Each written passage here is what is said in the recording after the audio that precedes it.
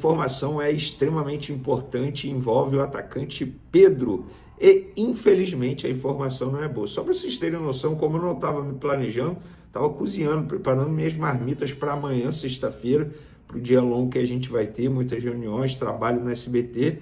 Aí eu preparo minhas marmitas aí para comer ao longo do dia. Porém, essa informação eu tive que parar tudo, gravar esse vídeo, trazer essa atualização para vocês, porque a informação não é boa envolvendo o atacante Pedro, é algo que vocês, rubro-negros, vão lamentar bastante, e obviamente o técnico Felipe Luiz, porque a gente está falando de um Pedro vivendo uma grande fase, e novamente vivendo uma grande fase, ele tem uma lesão considerada grave.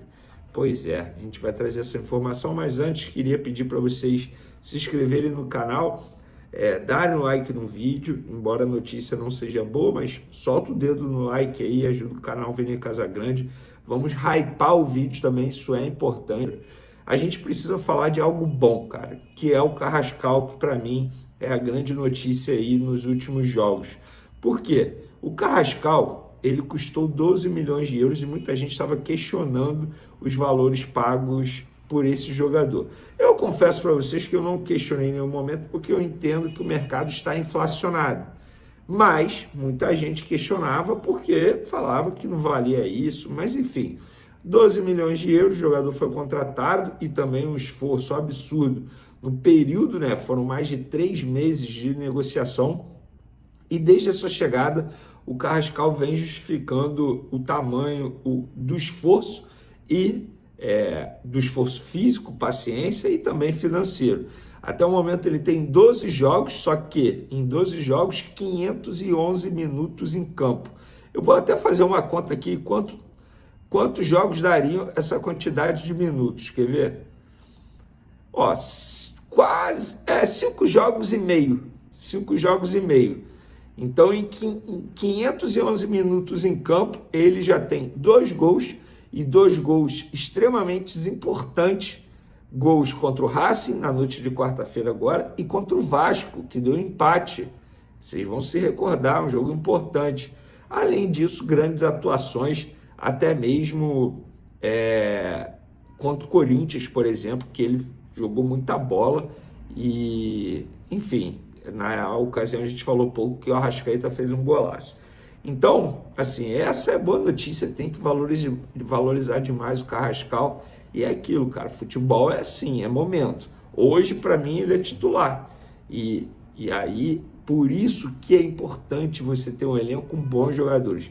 Vão ficar brigando pela titularidade, e quem vai ganhar com isso é o Flamengo e o Felipe Luiz. E por falar nisso, galera, eu tô vendo nas redes sociais muita gente ainda reclamando do resultado de 1-0, só foi 1-0, resultado perigoso. É óbvio que não tem nada definido, nada encaminhado, muita coisa vai acontecer lá na Argentina, mas você, torcedor do Flamengo, preste atenção nesse recado.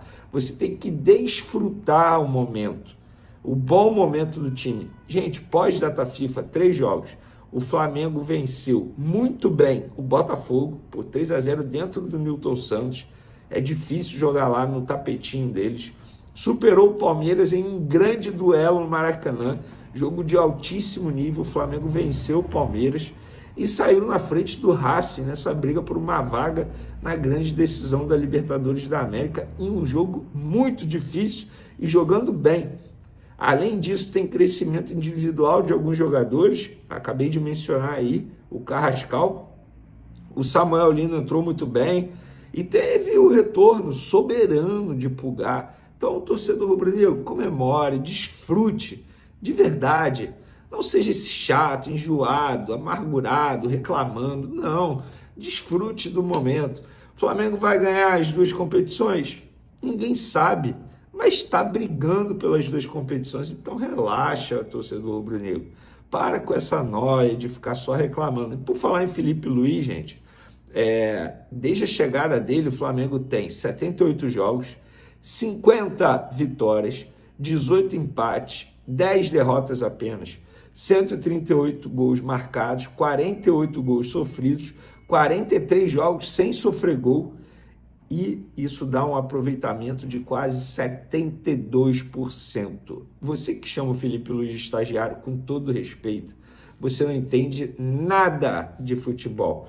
Inclusive, contra o Botafogo, ele foi muito bem na escalação e nas alterações.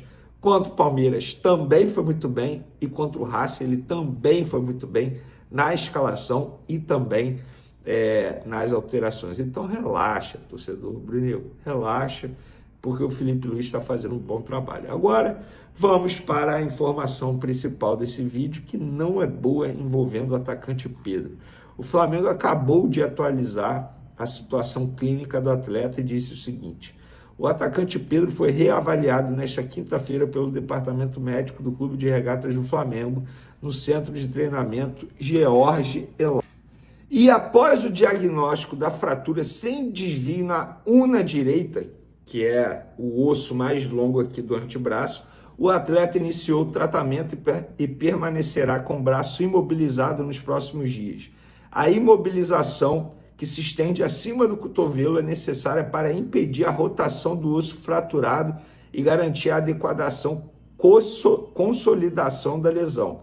Em razão do quadro, Pedro seguirá um trabalho específico de manutenção da preparação física com o objetivo de estar em condições de atuar tão logo seja liberado da imobilização. Galera, vamos aos fatos, tá?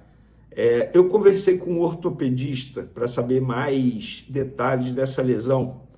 Esse ortopedista, ele trabalha em um clube, ele pediu para não ter o nome mencionado por motivos óbvios. Ele me explicou um pouco mais dessa situação. Ele não teve acesso aos exames. Depende, a fratura aconteceu perto da onde? Foi no meio? Foi perto da mão? Foi perto do cotovelo? Depende de muita coisa. Agora, o que ele me garantiu seria um risco muito grande se o Flamengo o liberasse entrar em campo sem a imobilização, para ele poder jogar. Por quê? Primeiro, corre o risco de a lesão se agravar.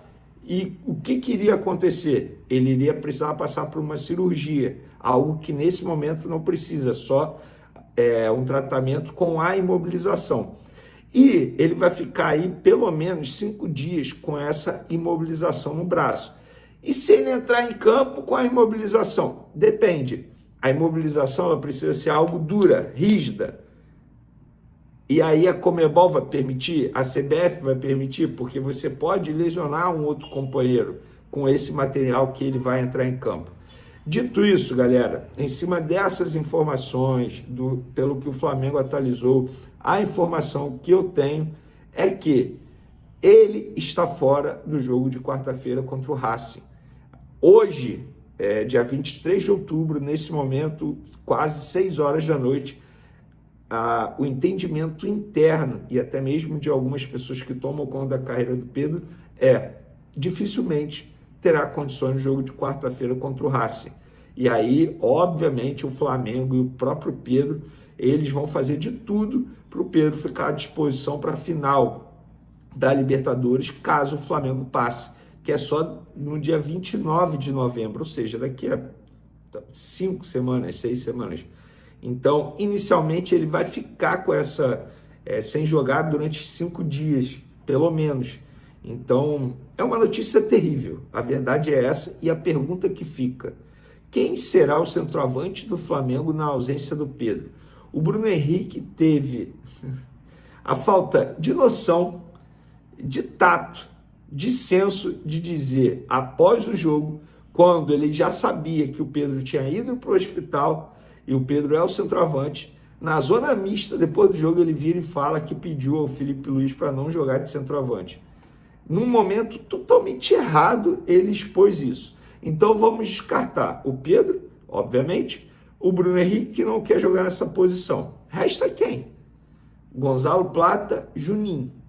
O Wallace, duvido, mas Juninho e Gonzalo Plata são, digamos aí, os favoritos. Pelo que eu vejo do futebol praticado pelo Flamengo, pela forma como o Felipe Luiz gosta, eu começaria com o Gonzalo Plata nessa função. Mas não acho nenhum absurdo botar o Juninho. Mas a contratação deu certo. Beleza, pode dar certo agora. O Juninho fez gol de título do Campeonato Carioca. Ele não vem sendo relacionado e tendo poucas oportunidades pelo bom momento dos seus concorrentes também. Isso precisa ser dito. Embora em determinado momento eu acho que ele poderia ter colocado o Juninho, não o Bruno Henrique, naquela função. Mas, gente, é para lamentar bastante. E eu lamento, assim, individualmente falando, me coloco no lugar do Pedro um pouco de empatia. Parece que sempre que ele está vivendo grande fase acontece algo, cara. É incrível isso. É para lamentar bastante. Fica aqui a minha energia positiva ao Pedro, para que ele tenha muita paciência nesse momento e para que ele volte o mais rápido possível, porque ele vai fazer falta. Gente, ele vai fazer falta. Não tem esse, o elenco do Flamengo. Gente, ele vai fazer falta. Ele é o centroavante do Flamengo, ele é o cara que faz gol. Mostrou isso contra o Palmeiras, mostrou isso contra o Botafogo, mostrou isso, sempre mostrou isso. Ele é o cara do Flamengo. E o problema do Flamengo é não fazer gol, é não ser letal. Então o Felipe Luiz precisa ajustar a equipe na ausência do Pedro. E eu acho que o Gonzalo Plata talvez seja o reserva ideal para essa função de falso 9, porque o Gonzalo Plata não é 9. Agora eu quero saber a opinião de vocês. O que vocês acham? Tem que colocar quem ali de centroavante? Tem que manter o Bruno Henrique, mesmo ele não querendo? Gonzalo Plata, Juninho, o Wallace, Ian? Eu quero a opinião de vocês, tá bom? Podem comentar à vontade, estamos juntos e fui!